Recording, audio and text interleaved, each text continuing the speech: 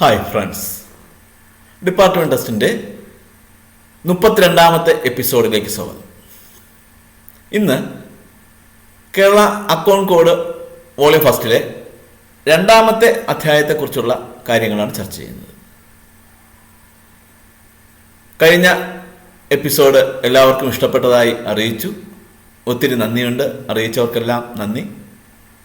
നിങ്ങൾ ഈ എപ്പിസോഡുകൾ കാണുമ്പോൾ ലൈക്ക് ബട്ടൺ കൂടെ അമർത്താൻ മറന്നു പോകരുത്. ഇതുവരെയും സബ്സ്ക്രൈബ് ചെയ്തിട്ടില്ല എന്നുണ്ടെങ്കിൽ ഈ ചാനൽ സബ്സ്ക്രൈബ് ചെയ്യാനും മറന്നു പോകരുത്. ഇപ്പോൾ അധ്യായം 2 general outlines of the system of അക്കൗണ്ട്സിനെ കുറിച്ചാണ് പറയുന്നത്. അതായത് അക്കൗണ്ട് സമ്പ്രദായത്തിന്റെ പൊതുവായ ഒരു രൂപരേഖയെക്കുറിച്ചാണ് അധ്യായം ചാപ്റ്റർ 2 പറയുന്നത്, അധ്യായം 2 പറയുന്നത്. അതില് സർക്കാർ ശേഖരിക്കുന്ന നികുതികൾ കൺസോളിഡേറ്റഡ് ഫണ്ടിന്റെ ഭാഗമാണ് എന്നാണ് പറയുന്നത്. സർക്കാർ ശേഖരിക്കുന്ന നികുതികളെല്ലാം തന്നെ കൺസോളിഡേറ്റഡ് ഫണ്ടിന്റെ ഭാഗമാണ് എന്നാണ് പറയുന്നത്. അത് സർക്കാർ കണക്ക് വെച്ച് വരുന്ന 3 രീതിയിലാണ്: consolidated fund, contingency fund, public account. ഇങ്ങനെ 3 രീതിയിലാണ് സർക്കാർ കണക്കുകൾ കൈകാര്യം ചെയ്യുന്നത്. സർക്കാർ കണക്കുകൾ കൈകാര്യം ചെയ്യുന്ന 3 രീതിയിലാണ്. ഏതൊക്കെയാണ്? Consolidated fund, contingency fund, public account. ഈ കാര്യങ്ങളൊക്കെ പറയുന്നത് ആർട്ടിക്കിൾ നമ്പർ 7 അപ്പോൾ എല്ലാവരും പുസ്തകം എടുക്കുക, ആർട്ടിക്കിൾ നമ്പർ 7 എടുക്കുക. അതിൽ ആർട്ടിക്കിൾ നമ്പർ 7 എല്ലാവരും എടുത്തെന്ന് വിശ്വസിക്കുന്നു, പെൻസിൽ കയ്യിലുണ്ടെന്ന് വിശ്വസിക്കുന്നു. Okay. The consolidated fund of the central government is known as dash. The consolidated fund of the central government is known as dash. പരീക്ഷയ്ക്ക് വന്ന ചോദ്യമാണ്, പല പ്രാവശ്യം പരീക്ഷയ്ക്ക് വന്നിട്ടുള്ള ചോദ്യമാണ്. The consolidated fund of the central government is known as dash. Consolidated fund of India. Consolidated fund of the central government അറിയുന്ന എന്താണ്? Consolidated fund of India എന്നാണ് അറിയുന്നത്. ഇത് ആർട്ടിക്കിൾ നമ്പർ 7 ഫസ്റ്റ് സെന്റൻസ് ആണ്. ഫസ്റ്റ് സെന്റൻസ് തന്നെ ഈ ചോദ്യം വന്നിരിക്കുന്നു പരീക്ഷയ്ക്ക്. അടുത്ത വന്ന ചോദ്യം ഇതാണ്: consolidated fund of the government include dash. Consolidated fund of the government include dash. ഏതൊക്കെയാണ്? Revenue receipt and expenditure, capital receipts and expenditure, public debt and loans and advances. Consolidated fund of a government include revenue receipts and expenditure, capital receipts and expenditure, public debt and loans and advances. ഇതും അതേ ആർട്ടിക്കിളിൽ വന്ന ചോദ്യമാണ്. അപ്പോൾ ഈ 2 ചോദ്യങ്ങൾ പരീക്ഷയ്ക്ക് article number 7 നിന്ന് വന്നിട്ടുണ്ട്. അടുത്ത ആർട്ടിക്കിൾ നമ്പർ 7 തന്നെ ലാസ്റ്റ് സെന്റൻസ് നോക്കിക്കഴിഞ്ഞാൽ അതിൽ നിന്നും ഒരു ചോദ്യം പരീക്ഷയ്ക്ക് വന്നിട്ടുണ്ട്. എന്താണെന്ന് അറിയാമോ?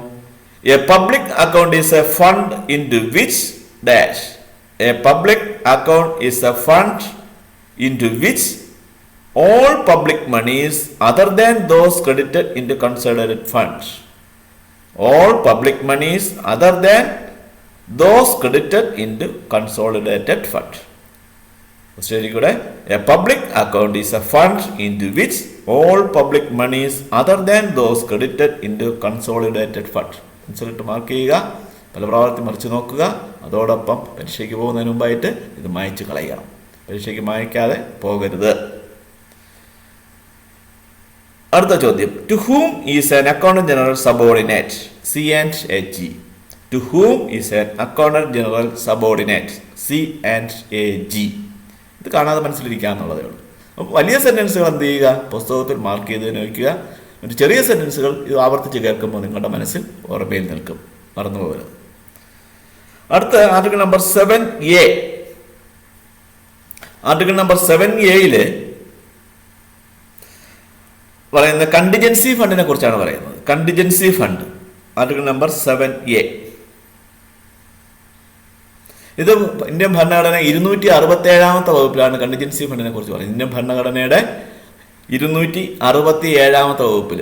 അപ്പോൾ constitution of India bear act പഠിക്കുമ്പോൾ പുസ്തകത്തിലുണ്ടെങ്കിൽ ആ പുസ്തകത്തിൽ ഈ സംഭവം കാണും. മനസ്സിലായില്ലേ? കോൺസ്റ്റിറ്റ്യൂഷൻ ഓഫ് ഇന്ത്യ ബെയർ ആക്ടിലും ഇതേ സെന്റൻസ് തന്നെ വരും. ഇന്ത്യയുടെ കണ്ടിജൻസി ഫണ്ടിന്റെ രൂപീകരണത്തെക്കുറിച്ച് ഭരണഘടനയുടെ 267 ആർട്ടിക്കിളുണ്ട്. അടുത്ത് അതിൽ പറയുന്ന വേറൊരു സംഭവം എന്ന് പറഞ്ഞാൽ ഇന്ത്യയുടെ കണ്ടിജൻസി ഫണ്ടിന്റെ നിയന്ത്രണം നടത്തുന്ന ആരാണെന്ന് അറിയാമോ? പ്രസിഡന്റാണ്. ഇന്ത്യയുടെ കണ്ടിജൻസി ഫണ്ടിന്റെ നിയന്ത്രണം നടത്തുന്നത് പ്രസിഡന്റാണ്. അപ്പോൾ ആർട്ടിക്കിൾ 7A നിന്ന് വന്ന ഒരു ചോദ്യം ഇതായിരുന്നു: the power to sanction expenditure from the contingency fund of a state is vested with dash. The power to sanction expenditure from the contingency fund. Contingency fund expenditure ചെയ്യാനുള്ള പവർ ആർക്കാണ്? Expenditure sanction, contingency fund expenditure sanction ചെയ്യാനുള്ള power ആർക്കാണെന്നാണ് article 7A അത് ഗവർണർക്കും അല്ലെങ്കിൽ president of the സ്റ്റേറ്റിനോ ആണ് അതിനുള്ള power. ഗവർണറോ president of the സ്റ്റേറ്റിനോ ആണ് അതിനുള്ള പവർ. ആർട്ടിക്കിൾ 7A 4ാമത്തെ വരി നിങ്ങൾ നോക്കിക്കഴിഞ്ഞാൽ നിങ്ങൾക്ക് കിട്ടും. ആർട്ടിക്കിൾ 7A 4ാമത്തെ വരി നോക്കിയാൽ മതി. The power to sanction expenditure from the contingency fund of a state is vested with governor or president of the state. മറന്നു പോകരുത്. അതുപോലെ തന്നെ അടുത്തൊരു ചോദ്യം, അതേ പാരഗ്രാഫിൽ നിന്ന് തന്നെ 4ാമത്തെ ലൈനിൽ നിന്ന് തന്നെ വന്ന വേറൊരു ചോദ്യം ഇതാണ്: the contingency fund of a state is under the disposal of dash. The contingency fund of a state is under the disposal of the governor of the state. The contingency fund of a state is under the disposal of the governor of the state. അപ്പോൾ ആ ഒരു സെന്റൻസിൽ നിന്ന് തന്നെ 2 രീതിയിൽ ചോദ്യങ്ങൾ വന്നിരിക്കുന്നു. അപ്പോൾ ഇതുപോലത്തുള്ള കാര്യങ്ങൾ നിങ്ങൾ വായിക്കുമ്പോൾ അത് വ്യക്തമായിട്ട് മനസ്സിലാക്കി എങ്ങനെ വേണോ ചോദ്യം വരാം. പക്ഷെ അതിൻ്റെ ഏകദേശം ഒരു ഐഡിയ നിങ്ങളുടെ മനസ്സിൽ ഉണ്ടായിരിക്കണം. ഓരോ വാക്കിൻ്റെയും അർത്ഥമെടുത്ത് പഠിക്കേണ്ട കാര്യമില്ല, ഡിക്ഷണറി നോക്കി പഠിക്കേണ്ട കാര്യമില്ല. നിങ്ങളുടെ മനസ്സിൽ ഉറയ്ക്കുന്ന വാക്കുകൾ മാത്രം മനസ്സിൽ ഉറപ്പിച്ചു വയ്ക്കുക. അടുത്ത ചോദ്യം ഇതായിരുന്നു: the unforeseen expenditure of government is made from dash. The unforeseen expenditure of government is made from contingency fund. ഗവൺമെന്റിന്റെ അൺഫോർസീൻ എക്സ്പെൻഡിച്ചർ എടുക്കുന്നത് എവിടെ നിന്നാണ്? കണ്ടിജൻസി ഫണ്ടിൽ നിന്നാണ് എടുക്കുന്നത്. ആർട്ടിക്കിൾ 7A എന്നൊക്കെ പറയുന്നത്. The unforeseen expenditure of government is made from contingency fund. അടുത്ത ആർട്ടിക്കിൾ 9 നിന്ന് വന്ന 1-2 ചോദ്യങ്ങളാണ്. ആർട്ടിക്കിൾ 9, അതായത് അതിൽ പറയുന്നത് ജമ്മു കാശ്മീർ ഒഴികെ കേന്ദ്ര സംസ്ഥാന ഗവൺമെന്റുകളുടെ ബാങ്കർ ആരെന്ന് ചോദിച്ചു കഴിഞ്ഞാൽ റിസർവ് ബാങ്ക് ഓഫ് ഇന്ത്യയാണ്. ജമ്മു കാശ്മീർ ഒഴികെ കേന്ദ്ര സംസ്ഥാന ഗവൺമെന്റുകളുടെ ബാങ്കർ എന്ന് പറയുന്ന റിസർവ് ബാങ്ക് ഓഫ് ഇന്ത്യ എന്നാണ് ഈ ആർട്ടിക്കിളിൽ പറയുന്നത്. അപ്പോൾ റിസർവ് ബാങ്കുമായിട്ട് കരാറില്ലാത്ത സംസ്ഥാനം ഏതാണെന്ന് ചോദിച്ചു കഴിഞ്ഞാൽ അത് ഏതാണ്? റിസർവ് ബാങ്കുമായിട്ട് കരാറില്ലാത്ത സംസ്ഥാനം ഏതാണെന്ന് ചോദിച്ചാൽ ജമ്മു കാശ്മീരാണ്. അതിൽ നിന്ന് വന്ന ഒരു ചോദ്യം ഇതാണ്: this receipt and payment of monies on behalf of a state outside its jurisdiction are ordinarily arranged through dash in which the transaction take place. The receipt and payment of monies on behalf of a state outside its jurisdiction are ordinarily arranged through dash in which the transaction takes place. Answer: the Accountant General of the concerned state. ആർട്ടിക്കിളിലെ last sentence നിങ്ങൾ നോക്കിയാൽ മതി. നിങ്ങൾ കണ്ടിരിക്കും, കൂടുതൽ പേരും കണ്ടിരിക്കും. ഇതിൽ ശ്രദ്ധിച്ചിട്ട് ആ ഫസ്റ്റ് എപ്പിസോഡ് കൃത്യമായിട്ട് കേട്ടിട്ടുള്ളവർ ഈ സെന്റൻസ് കണ്ടുപിടിച്ചിരിക്കും. The receipt and payment of monies on behalf of a state outside its jurisdiction are ordinarily arranged through the accountant general of the concerned state in which the transaction takes place. അതുപോലെ തന്നെ financial കോഡിൻ്റെയും treasury കോഡിൻ്റെയൊക്കെ episodes മുൻപ് ഞാൻ പ്രസിദ്ധീകരിച്ചിട്ടുണ്ട്. അപ്പോൾ അത് വേണമെന്നുള്ളവർക്കും subscribe ചെയ്യാം. ഒരു സബ്സ്ക്രിപ്ഷൻ നടന്നാൽ നിങ്ങൾ നോട്ടിഫിക്കേഷൻ ബട്ടണിൽ ഓൾ എന്നുള്ളതിൽ ക്ലിക്ക് ചെയ്യുകയാണെന്നുണ്ടെങ്കിൽ ഈ ഡിപ്പാർട്ട്മെൻറ്റ് ടെസ്റ്റിൻ്റെ എല്ലാ ക്ലാസ്സുകളും നിങ്ങൾക്ക് കാണാനും സാധിക്കും. അതുപോലെ തന്നെ ഈ എപ്പിസോഡുകൾ നിങ്ങൾക്ക് നിങ്ങളുടെ സുഹൃത്തുക്കൾക്ക് ഷെയർ ചെയ്ത് കൊടുക്കാം. അടുത്ത പരീക്ഷ എഴുതുന്നവർക്ക് ഷെയർ ചെയ്ത് കൊടുക്കാം. പരീക്ഷ പാസ്സായവർക്ക് ഷെയർ ചെയ്ത് കൊടുക്കാം. ഇതിനെക്കുറിച്ച് കൂടുതൽ അറിയാൻ നിങ്ങൾക്ക് അത് അവർക്ക് അവസരം ഒരുക്കും. അതോടൊപ്പം അവരോട് സബ്സ്ക്രൈബ് ചെയ്യാനും നിങ്ങൾ ആവശ്യപ്പെടുക. അടുത്ത ആർട്ടിക്കിൾ 11. ആർട്ടിക്കിൾ 11 അതിലൊന്ന് നിങ്ങളൊന്ന് മനഃപൂർവ്വം ഒന്ന് നോക്കിക്കേ. ഞാൻ ഈ പറയുന്ന സെന്റൻസ് ഇവിടെ കിടക്കുന്നുവെന്ന്. Which bank is transacting the business of central and state governments as agent of RBI. Which bank is transacting the business of central and state governments as agent of RBI? പലരും ഉത്തരം കണ്ടുപിടിച്ചിരിക്കും. State bank of India. അത് article 11 first ലൈനിൽ കിടക്കുന്നത്. പരീക്ഷയ്ക്ക് വന്നിട്ടുള്ള ചോദ്യമാണ്. ഞാൻ ഈ പറയുന്ന ചോദ്യങ്ങളെല്ലാം പല പ്രാവശ്യം പരീക്ഷയ്ക്ക് വന്നിട്ടുള്ളതാണ്.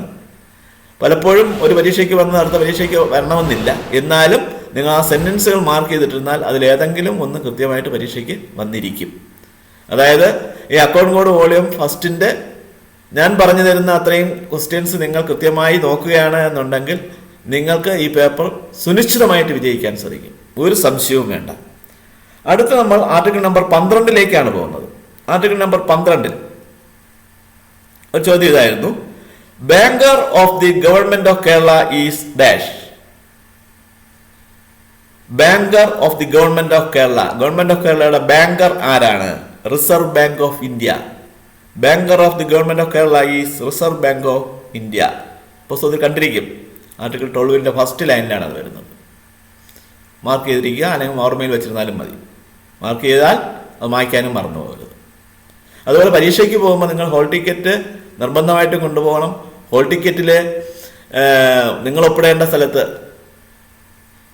പരീക്ഷാർത്ഥി ഒപ്പിടേണ്ട സ്ഥലത്ത് കൃത്യമായി ഒപ്പിട്ടിരിക്കണം. ഹെഡ് ഓഫ് ഓഫീസ് ഒപ്പിടേണ്ട സ്ഥലത്ത് ഹെഡ് ഓഫ് ഓഫീസ് ഒപ്പിട്ടിരിക്കണം. നിങ്ങൾ ഫസ്റ്റ് ചാൻസിലാണ്, അതായത് ഫീസ് അടയ്ക്കാതെയുള്ള ഫ്രീ ചാൻസ് ആണെന്നുണ്ടെങ്കിൽ അതിൽ ഒപ്പിടേണ്ട സ്ഥലങ്ങളിൽ ഒപ്പിട്ടിരിക്കണം. സീല് വയ്ക്കേണ്ടത് നിർബന്ധമായും സീല് വെച്ചിരിക്കണം. ഈ കാര്യങ്ങളെല്ലാം വളരെ ശ്രദ്ധിച്ചോളണം. പരീക്ഷയ്ക്ക് പോകുമ്പോൾ ഹോൾ ടിക്കറ്റ് കൊണ്ടുപോകാൻ മറന്നു പോകരുത്. വിത്ത് ബുക്കുകൾ സെലക്ട് ചെയ്ത് വെച്ചേക്കണം. ഏതൊക്കെയാണ് വിത്ത് ബുക്ക് എന്നുള്ളത്. ആ വിത്ത് ബുക്ക് ഗവൺമെൻറ് പബ്ലിക്കേഷൻ തന്നെ ആയിരിക്കണം. അതിൽ ബെയർ ആക്ട് മാത്രം ഗവൺമെൻറ് പബ്ലിക്കേഷൻ വേണമെന്നില്ല. ബെയർ ആക്ട് മാത്രം, ബാക്കിയെല്ലാം ഗവൺമെൻറ് പബ്ലിക്കേഷൻ തന്നെ ആവശ്യമാണ്. അടുത്ത ചോദ്യം ആർട്ടിക്കിൾ 12 നിന്ന് വന്ന അടുത്ത ചോദ്യം ഇതാണ്: complete accounts of the central government and of each of the state governments with the bank are maintained by dash. The complete accounts of the central government and of each of the state governments with the bank are maintained by dash. The state bank of India. State bank of India. അടുത്ത വേറൊരു ചോദ്യം ഇതായിരുന്നു: dash acts as a general clearing house for the adjustment of transactions between different governments. Dash acts as a general clearing house for the adjustment of transactions between different governments. Answer: central account section of the reserve bank at Nagpur. ഇതും first sentence ആയിട്ട് കിടക്കുന്നതാണ്. Sentence ഇങ്ങനെയാണ്: central account section of the reserve bank at Nagpur acts as a general clearing house for the adjustment of transactions between different governments. അടുത്ത ചോദ്യം ഇതായിരുന്നു: at the close of the accounts of each month, a statement of closing balance of each government on the books of the banks is forwarded by the central account section to dash. At the close of the accounts of each month, a statement of closing balance of each government on the books of the bank is forwarded by the central account section to dash. To the concerned accountant general. To the concerned accountant general. ഇതും ആ ആർട്ടിക്കിളിലെ അവസാനത്തെ ലൈനിൽ കിടപ്പുണ്ട്. At the close of the accounts of each month, a statement of closing balance of each government on the books of the bank is forwarded by the central account section to the concerned accountant general. അടുത്ത article 13 വന്നൊരു ചോദ്യം ഇതാണ്. Article 13. Cash balance held in the treasuries of the central government from part of the dash. Cash balance held in the treasuries of the central government from part of the dash. Part of the consolidated fund, contingency fund and public account.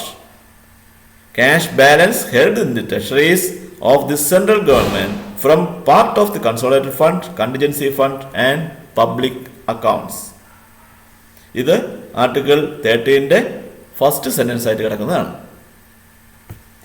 അടുത്ത article number 14 എന്നൊരു ചോദ്യം വന്നിട്ടുണ്ട്. അതായിരുന്നു: the transactions of behalf of state government arising in central treasuries are taken against dash in the first instance. Transactions on behalf of state government arising in central treasuries are taken against central balances in the first instance. Central balances. ഇവിടെ വായിക്കാം. Transactions on behalf of state government arising in central treasuries are taken against central balances in the first instance. ഇത് article 14 second sentence ഉണ്ട്, fourth ലൈനിൽ, നാലാമത്തെ line.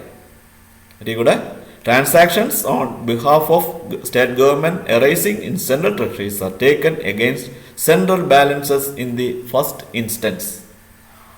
അടുത്ത article 15 വളരെ പ്രധാനപ്പെട്ട ഒരു ആർട്ടിക്കിളാണ്. വളരെ പ്രധാനപ്പെട്ട ആർട്ടിക്കിൾ എന്ന് പറയുമ്പോൾ ഈ ആർട്ടിക്കിളിൽ നിന്ന് ഒരു 7-8 ചോദ്യങ്ങൾ നിങ്ങൾക്ക് പ്രതീക്ഷിക്കാം. ചിലപ്പോൾ ഒരു പരീക്ഷയ്ക്ക് തന്നെ 7 വന്നാലും വരാം. അപ്പോൾ അത്രയ്ക്ക് പ്രധാനപ്പെട്ടതാണ് ആർട്ടിക്കിൾ 15 എന്ന് പറയുന്ന article.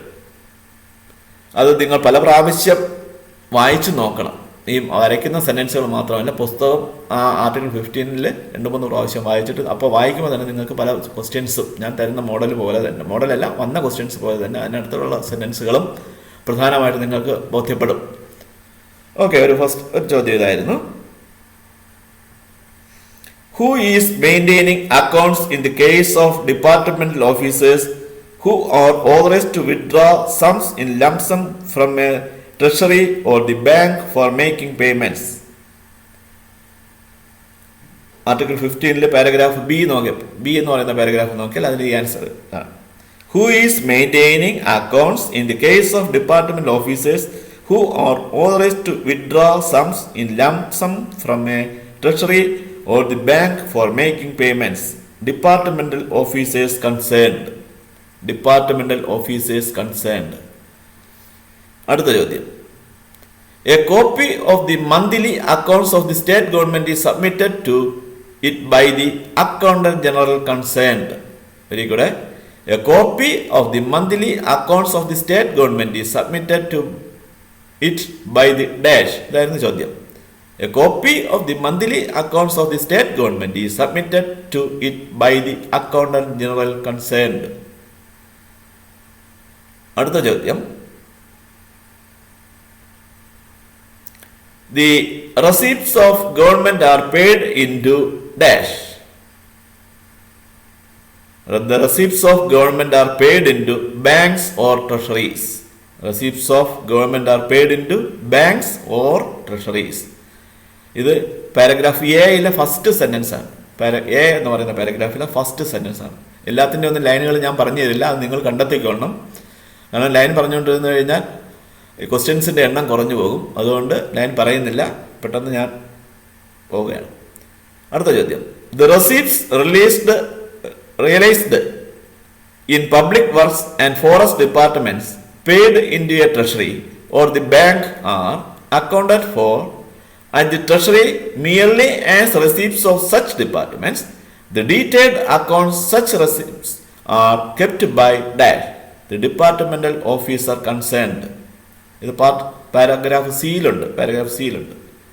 The receipts realized in public works and forest departments paid into a treasury or the bank are accounted for at the treasury merely as receipts of such departments. The detailed accounts such receipts are kept by the departmental officer concerned. അടുത്ത ചോദ്യം. The detailed accounts of the receipts and payments of dash department are not maintained in the treasury. Answer: public works. The detailed accounts of the receipts and payments of public works department are not maintained in the treasury. Very good. The detailed accounts of the receipts and payments of public works department are not maintained in the treasury. അടുത്ത ചോദ്യം. What is department classified abstract? Department classified abstract എന്ന് പറയുന്നത് എന്താണ്? Monthly transaction of all receipts and payments. Monthly transactions of all receipts and payments, എല്ലാ മാസത്തെ transaction റെസിപ്റ്റ്സിൻ്റെയും പേയ്മെൻറ്റ്സിൻ്റെയും ഒരു മാസത്തെ ട്രാൻസാക്ഷനാണ്, monthly ട്രാൻസാക്ഷനാണ് ഏത് ഡിപ്പാർട്ട്മെന്റൽ ക്ലാസിഫൈഡ് അബ്സ്ട്രാക്ട് എന്ന് പറയുന്നത്. What is departmental classified abstract? Monthly transaction of all receipts and payments. ഇതിന് തിരിച്ചും ചോദ്യം വന്നിട്ടുണ്ട്, ഇതേ സെന്റൻസിന് തന്നെ തിരിച്ചും ചോദ്യം വന്നിട്ടുണ്ട്. അടുത്ത ചോദ്യം, the progressive totals month by month under major, minor, sub and detailed heads of revenue and service payments are compiled showing dash. The progressive totals month by month under major, minor, sub and detailed heads of revenue and service payments are compiled showing separate department consolidated abstract. Showing separate departmental consolidated abstract. The progressive totals month by month under major, minor, sub and detailed heads of revenue and service payments are compiled showing separate departmental consolidated abstract. അടുത്ത ചോദ്യം, on the basis of particulars of receipts and disbursements furnished by the various defense accounts officers, the accounts of defense services as a whole are compiled by dash. On the basis of particulars of receipts and disbursements furnished by the various defense accounts of officers, the accounts of defense service as a whole are compiled by dash. The Comptroller General of Defense Accounts. The Comptroller General of Defense Accounts. On the basis of particulars of receipts and disbursement furnished by the various defense accounts officers, the accounts of defense services as a whole are compiled by the Comptroller General of Defense Accounts. The accounts of dash are not maintained by the Accountant General. The accounts of Defense and Railways are not maintained by the Accountant General. Defense and Railways in the accounts Accountant General maintain ചെയ്യുന്നില്ല. The accounts of Defense and Railways are not maintained by the Accountant General. L എന്ന് പറയുന്ന പാരഗ്രാഫിന് IJKL എന്ന് പറയുന്ന പാരഗ്രാഫിലെ last sentence ആണ്. അപ്പോൾ article 15 നിന്ന് വന്ന ഇത്രയും ചോദ്യങ്ങളുണ്ട്. അതിൽ നിന്ന് ഒരു 4-5 ചോദ്യങ്ങൾ നിങ്ങൾക്ക് പ്രതീക്ഷിക്കാം. അതുകൊണ്ട് ആർട്ടിക്കിൾ 15 വളരെ വ്യക്തമായിട്ട് നിങ്ങൾ ആവർത്തിച്ച് വായിക്കുക. എൻ്റെ പേര് അലക്സ് ബോസ്കോ എന്നാണ്. ഈ അടുത്ത എപ്പിസോഡിൽ നമുക്ക് തുടർന്നുള്ള അധ്യായങ്ങൾ കാണാം. അപ്പോൾ നിങ്ങൾക്കെല്ലാവർക്കും ഒരിക്കൽ കൂടെ നന്ദി. Thank you.